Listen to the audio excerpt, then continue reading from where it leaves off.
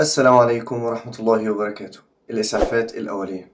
الإسعافات الأولية ممكن تكون الفرق بين الحياة والموت. مهم جدا إننا نكون عارفين إزاي نتصرف في اللحظات الحرجة قبل ما تيجي المساعدة الطبية المتخصصة. لو كل واحد فينا عنده معلومات بسيطة عن الإسعافات الأولية هيقدر يساعد في إنقاذ حياة شخص ممكن يكون في خطر. في الفيديو ده هنتعرف عن الإسعافات الأولية والتعامل مع بعض الحالات اللي ممكن تقابلنا في الواقع. أنا أحمد شعبان ودي قناة سيفتي ستيب.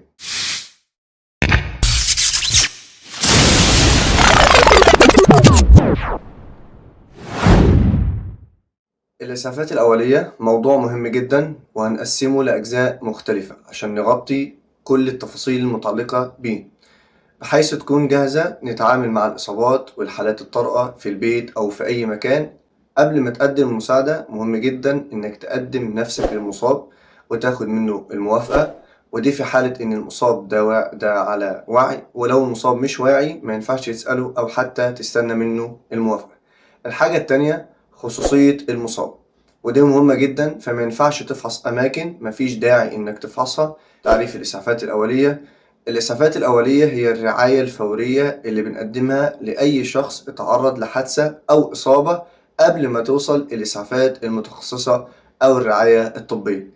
الهدف من الإسعافات الأولية هو إنقاذ حياة المصاب، تقليل الألم أو الأذى، منع تدهور الحالة، تسريع الشفاء.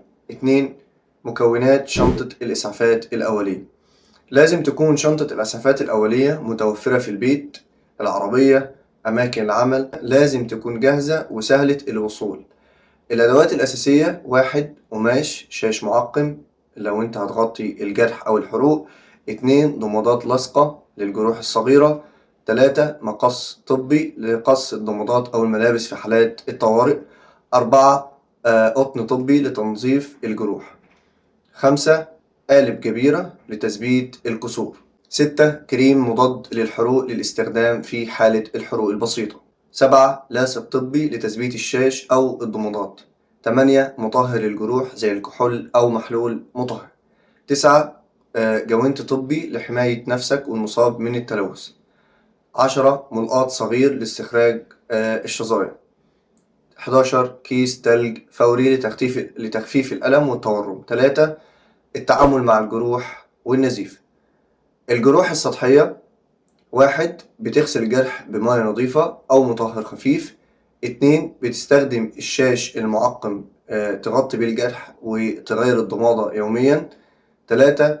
لو الجرح بسيط ممكن تستخدم ضمادات لاصقة. النزيف الشديد: أول حاجة تضغط ضغط مباشر على مكان النزيف بقطعة قماش أو شاش نظيف. 2. حافظ على الضغط المستمر لوقف النزيف. 3. ارفع الجزء المصاب لو أمكن لتقليل تدفق الدم. 4. اطلب الإسعاف فورا لو النزيف ما توقفش أو كان شديد. 4. الحروق البسيطة: أول حاجة بنشطف المنطقة المصابة بمياه باردة لمدة 10 ل 15 دقيقة. 2. بنستخدم كريم مضاد للحروق لتخفيف الألم. 3. بتغطي الحروق بضمادة نظيفة ومعقمة. الحروق الخطيرة: أول حاجة بتطلب الإسعاف فورا. 2. ما تحاولش إنك تشيل الملابس اللي لازقة في الحرق. 3. بتغطي المنطقة المحروقة بشاش معقم. 5. الكسور والإصابات العضلية. الكسور: أول حاجة ما تحركش المصاب خالص لو أنت بتشك إن في وجود كسر. 2. بتستخدم جبيرة بتثبت بها الجزء المكسور زي عصاية أو شيء مستقيم ممكن يساعد.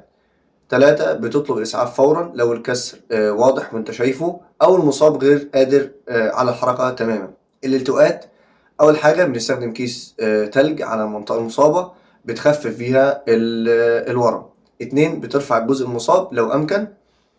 3. بتلف المنطقة المصابة بضمادة مرنة. 6. الاختناق: حاجتين في الأطفال وللكبار. لو الأطفال قدر على السعال سيبه لحد ما يكح لأنه ممكن يطرد الجسم الغريب. 2. لو الطفل غير قادر على التنفس بتنفذ الإسعافات الأولية بالضغط على البطن بسرعة. 3. بتتصل بالإسعاف فورا لو استمر الاختناق. مع الكبار: أول حاجة لو الشخص قادر على السعال أو الكحة شجعه إن هو يكح كتير. 2 لو الشخص غير قادر على التنفس بتنفذ مناورة هيمليك بإنك تضغط على بطنه أسفل القفص الصدري عدة مرات. 7 إسعافات الإغماء. لو الشخص أغمى عليه أنا أعمل إيه؟ أول حاجة حاول تمدده على الأرض، ارفع رجليه بزاوية 30 درجة عشان تحسن تدفق الدم للدماغ. 2 بتتأكد إن مجرى التنفس مفتوح. 3 لو ما استفاقش خلال دقيقة أو دقيقتين بتطلب الإسعاف فورا. 8 لدغات الحشرات واللسعات. لدغات الحشرات أول حاجة بننظف المنطقة بمطهر. 2 بتستخدم كيس تلج لتخفيف التورم. 3 لو في حساسية بتستخدم مضاد حساسية أو اطلب الإسعاف لو الحالة خطيرة.